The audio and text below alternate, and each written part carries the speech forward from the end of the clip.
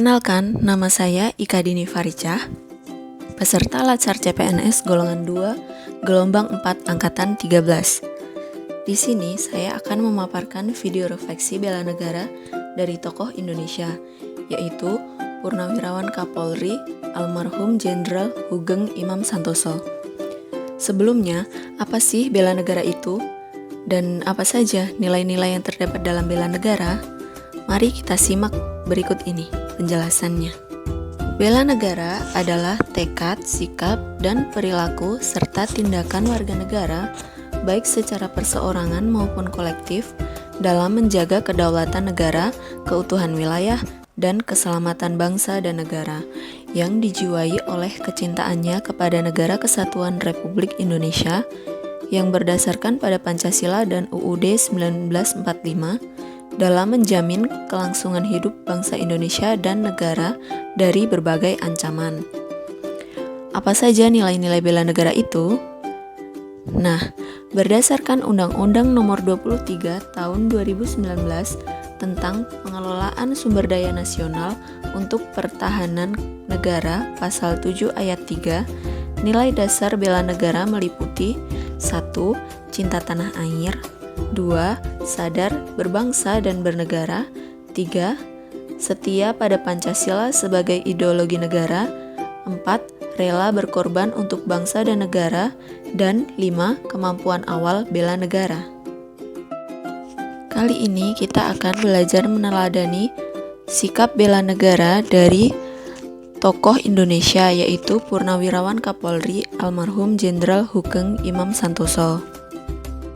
Jenderal Hugeng Imam Santoso lahir pada tanggal 14 Oktober 1921, adalah salah satu tokoh kepolisian Indonesia yang pernah menjabat sebagai Kapolri kelima yang bertugas dari tahun 1968 sampai 1971. Jenderal Hugeng wafat pada tanggal 14 Juli 2004 di usia ke-83 tahun. Namanya diabadikan sebagai nama Rumah Sakit Bayangkara di Mamuju dengan nama Rumah Sakit Bayangkara Hugeng Imam Santoso.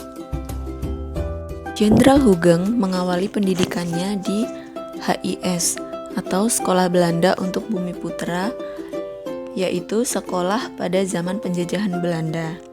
Lalu pada usia 6 tahun, beliau melanjutkan sekolah ke Mulo atau sekolah menengah pertama pada zaman pemerintah kolonial Belanda di Indonesia tahun 1934. Lalu menempuh sekolah menengah di AMS Yogyakarta pada tahun 1937. Setelah itu, ia belajar ilmu hukum di Rijkshogeschool Batavia pada tahun 1940.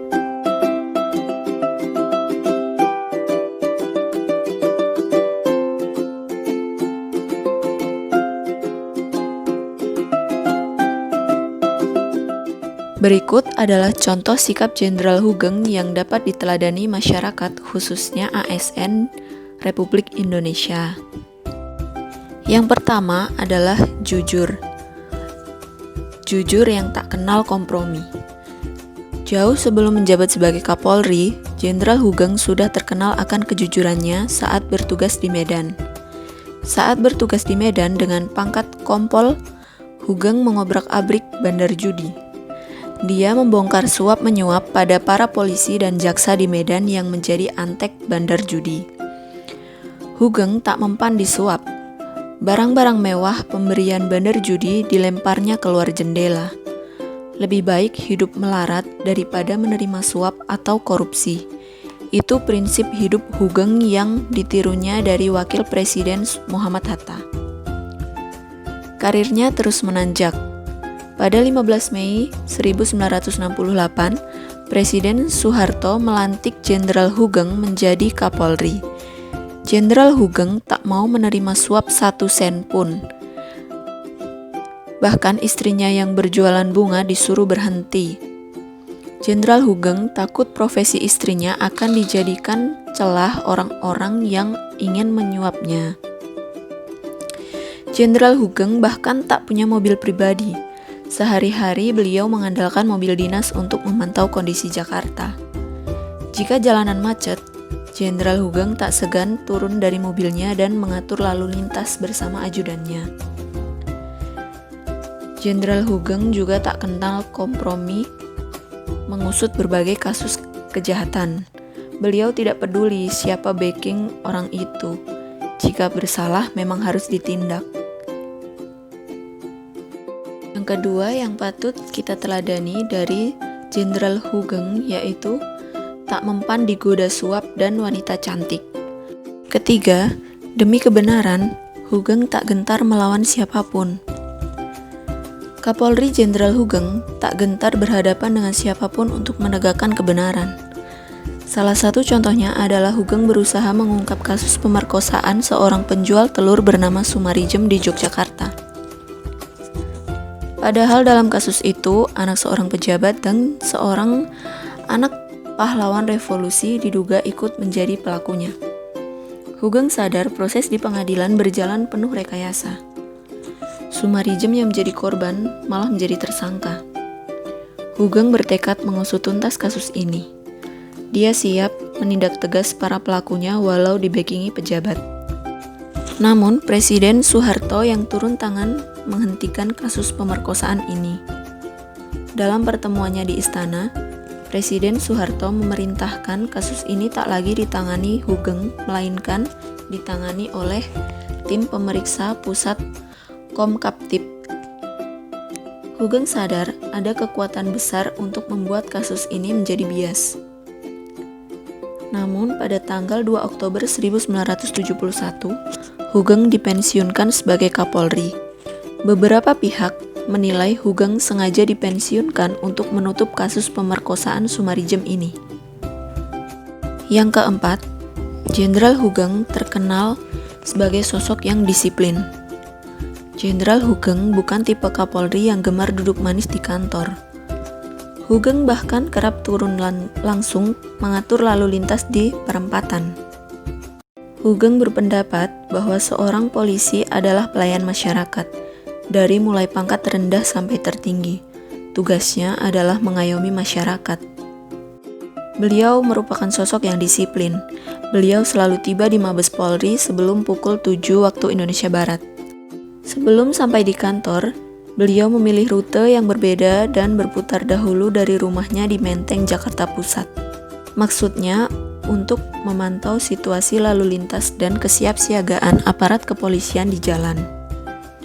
Saat suasana ramai seperti malam tahun baru, Natal atau Lebaran, Hugeng juga selalu terjun langsung mengecek kesiapan aparat di lapangan.